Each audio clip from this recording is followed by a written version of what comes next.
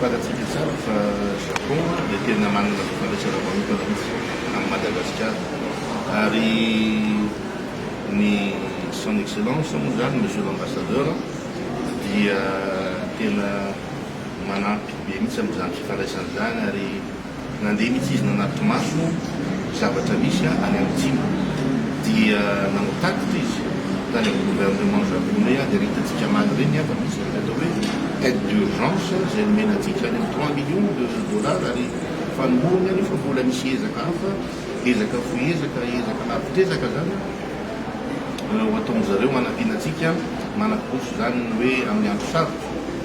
dia teo foany zany ny Japon sy ny gouvernement japonais manampy atsika rehefa teo ihany koa zareo nanampy atsika tamin'ny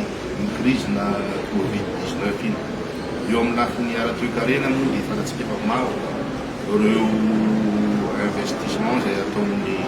société industrielle japonaise toy hoe ambadimbia eo ihany koa ny fanamboarana ny sambo ny seranatsambo goavana any Tamatavy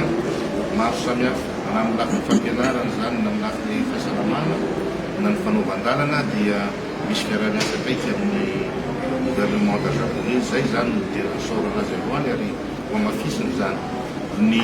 Sénat manokana moa dia misy fifandraisana zany amin'ny Sénat any Japon dia misy fifandraisana sy fankatiavana rahalaina zay atao hanamafisana ny fifandraisantsika amin'ny japonais moa zany dia hoatevenina zay ary misy fifanankalozana zay atao amin'ireo sénateur zay zany ny zavatra avahanay androany fa dia tena ampirahalaina tokoa ny dinidinika natao tamin'ny son excellence monsieur l'ambassadeur.